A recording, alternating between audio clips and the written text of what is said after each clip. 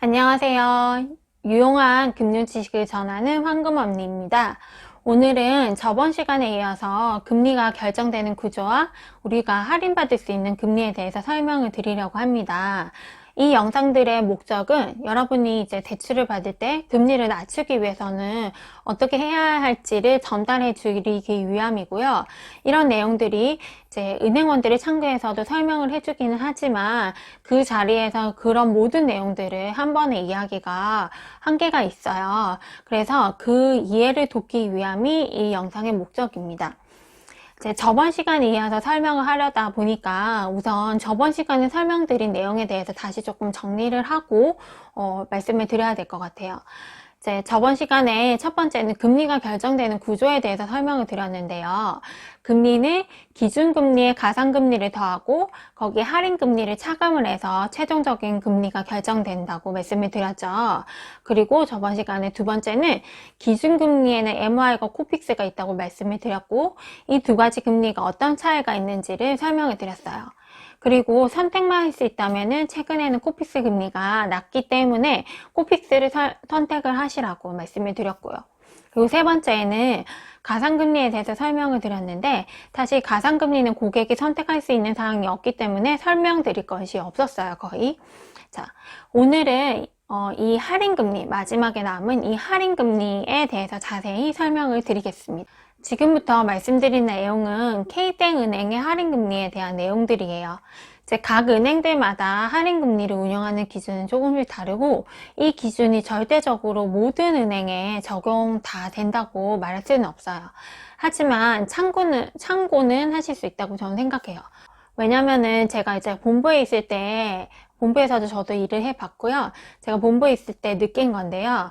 뭔가 은행에서 제도를 만들고 개선을 하려고 하잖아요. 그래서 이제 그것들을 보고서를 작성해가지고 윗분들에게 딱 가면은 윗분들이 제일 처음 먼저 질문하시는 것들이 있어요. 이게 어떻게 말씀하시냐면 이런 제도, 이거를 다른 은행은 어떻게 하고 있는데 다른 은행이 어떻게 하고 있었고 그러면 그 효과는 어떤지 이런 것들이 질문을 하시거든요. 이제 어떤 제도를 만들 때는요, 은행들은 서로 곁눈질을 하면서 되게 비슷한 수준으로 제도를 만들어서 운영을 합니다.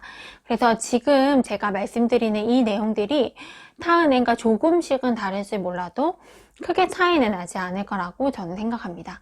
자, 할인금리 첫 번째, 신용카드 할인금리가 있어요. 계열사마다 카드사를 가지고 있는 은행 경우에는 이 금리, 즉 신용카드 할인금리가 있을 텐데요.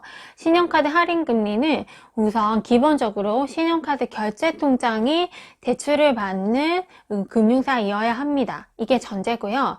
그리고 신용카드에는 체크카드와 기업카드 이런 것들은 포함되지 않아요. 이 신용카드를 사용할 때 이용 실적을 보게 되어 있는데요. 보통 이 이용 실적은 몇 개월간의 이용 실적 이런 식으로 나와 있어요. 예를 들어 3개월간의 이용 실적이 90만 원 이상이면 0.3%다. 이런 식이거든요. 그리고 대출 실행일이 1에서 10일 사이, 그러니까 총 1에서 31일이라고 한 달을 보면은요. 1에서 30일 사이에서는 전전월 말 기준 최근 3개월이 적용이 되는 거고요. 대출 실행일이 11일부터 말일까지라고 치면은 전원 말 기준 최근 3개월 이용 실적입니다.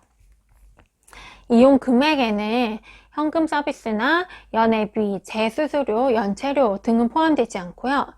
만약에 카드 정보가 취소가 일어나게 되면 이것도 이용 실적에서 빠지게 됩니다. 여기에서 이제 좀 민원이 많은 부분 두 가지를 좀 짚어드릴게요.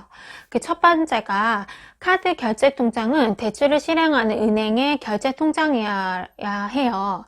근데 보통 이거를 놓쳐서 이용 실적은 다 채웠는데 할인금리를 적용받지 못하는 경우들이 있거든요. 그래서 이거를 잘 챙기셔야 됩니다. 그리고 두 번째 민원이 많이 일어나는 포인트는요. 3개월 이용 실적, 이게 90만 원이다 치면은요, 이거를 딱 맞춰서 이제 90만 원을 딱 쓰시는 분들이 있어요. 이렇게 되시면은 이제 이용 실적을 채웠다고 해도 이 계산이 약간 안 맞게 돼가지고 어떤 부분에서 안 맞냐면 대출 실행일을 기준으로 전전월 말, 전월 말 이런 것들이 막 결정이 되다 보니까요. 이걸 딱 맞춰서 쓰시게 되면 그 계산이 약간이라도 틀리게 되면은 할인금리를 적용받지 못하는 그런 경우들이 있거든요. 그래서 이용 실적을 채우시려고 한다면은 그 커트라인에 딱 맞추시지 말고 그 커트라인 이상으로 조금 충분히 써주시는 게 좋다고 저는 생각해요. 두 번째는 급여이체 할인금리입니다. 급여이체 할인금리는 조금 복잡하게 되어 있어서 설명을 잘 들으셔야 돼요. 일단 급여를 대출받는 은행에서 받을 때 은행은 크게 두 가지로 나눠서 급여를 받는지 여부를 체크를 해요. 그 한 가지가 회사가 해당 은행, 그러니까 기업이 해당 은행과 급여이체 계약을 아예 체결을 해서 해당 은행으로 급여를 받는 경우가 있어요. 이런 경우에는 뭐 급여일을 등록을 개인이 했든 아니면 급여 금액이 얼마 이상이든 이런 것들은 중요하지 않아요. 계약이 되어 있는지 여부가 중요하고요. 계약이 되어 있다 이런 것들은 이제 전산으로 바로 조회가 가능은 합니다. 그래서 계약이 되어 있는지 여부가 전산에서 조회가 되면은 따로 고객들, 그러니까 개인들은 신경 쓸 게 없습니다. 그런데 보통 이렇게 급여이체 계약을 해당 은행과 맺어서 급여를 받는 경우는 사실 많지가 않아요. 만약에 급여 계약이 맺어 있다 하더라도 그 계약된 은행이 다른 은행인 경우도 있고 해서 이런 경우는 굉장히 많지가 않습니다. 두 번째로 은행이 급여로 인정해주는 경우는요, 인정급여라고 은행에서는 부르는데, 인정급여는 말 그대로 이렇게 하면은 급여로 인정을 해줄게 하는 내용들입니다. 보통 인정급여 조건을 맞춰서 급여이체 우대금리를 받으시는 고객님들이 제 경우 같은 경우는 거의 90% 정도셨어요. 그래서 이 조건을 좀 꼼꼼하게 아셔야 되는데요. 우선 급여라고 인정받기 위해서는, 즉 인정급여를 받기 위한 조건이 세 가지가 있어야 됩니다. 그 첫 번째가 본인이 아닌 계좌에서 내 계좌로 받으셔야 되고요. 그리고 두 번째는 급여일을 은행에 지정을 해두셔야 됩니다. 그리고 세 번째는 50만 원 이상 이제 급여로 들어오셔야 돼요. 이 세 가지 요건을 잘 기억을 하셔야 됩니다. 팁 하나 드릴게요. 이 팁은 K땡 은행에서만 적용될 수 있어요. 만약에 이제 회사에 말을 해서 급여 계좌를 바꾸시는 게 귀찮고 그게 좀 어렵다 하시는 고객님들이 가끔 계시거든요. 그러면 이런 경우에는 이제 본인이 본인 계좌로 넣어가지고 그걸 인정급여 조건을 맞추시려고 하시는 분들이에요. 이런 분들은 어떻게 하시면 되냐면요. 이제 본인이 본인 계좌로 보내는 경우에는 같은 은행끼리, 그러니까 A은행에서 A은행으로 이체를 해가지고 하는 거는 인정받지 못해요. 그런데 같은 은행이 아니고 다른 은행, 그러니까 A은행에서 B은행으로 이렇게 해서 이체를 하시는 경우에는 그건 인정급여로 인정이 되거든요. 그래서 같은 은행 내에서 이체하는 거는 그러니까 본인이 본인 계좌를 보낼 때요. 같은 은행에서 이체하는 거는 인정받지 못하지만 다른 은행에서 이렇게 들어오는 거, 이런 거는 본인 계좌에서 들어와도 본인 계좌에서 본인 계좌로 받는다고 해도 이거는 인정급여로 인정받을 수 있습니다. 그리고 두 번째 팁은요. 만약에 급여일 지정 등록을 한 날에 깜빡 잊고 입금을 하지 못했다고 하면은 그 달이 지나기 전에 50만 원 이상을 급여라는 저격을 넣어서 입금을 하시면은 요것도 이제 본인이 입금하신다면은 다른 은행에서 입금을 하셔야겠죠. 이렇게 되신다면 급여로 인정받을 수 있어요. 하지만 전제 조건은 급여일 등록이 무조건 되어 있어야 되고 이거는 50만 원 이상 입금이 되어야 합니다. 그리고 타은행에서 보내실 때 급여라고 저거를 넣어서 보내셔야 돼요. 그리고 이런 제가 팁으로 드린 사항들을 해서 기본 전제는요. 급여일 지정 등록은 무조건 되어 있어야 합니다. 이거는 은행 창구에서 이제 은행원들에게 해달라고 하시면 되고요.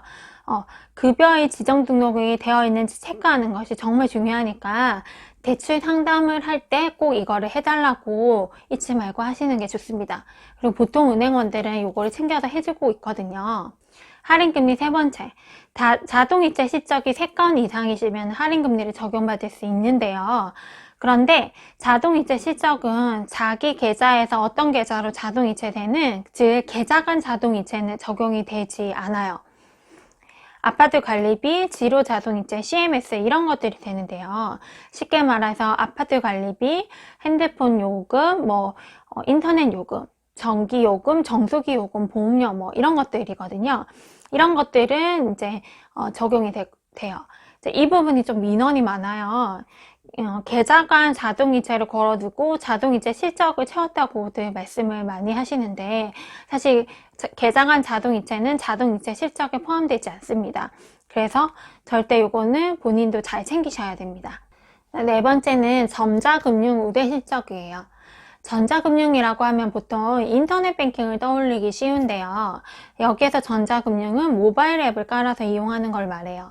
그래서 모바일 앱을 이용해서 한 달에 한 번만 이체를 하면 됩니다. 이제 본인이 본인 계좌를 이체하는 것도 괜찮고요. 본인이 다른 사람의 계좌를 이체하는 것도 괜찮아요. 그리고 금액도 10,000원이든 1,000원이든 상관없어요. 그래서 전자금융 우대 실적을 채우기는 조금 쉬운 편입니다. 네, 다섯 번째는 예금 우대 실적인데요.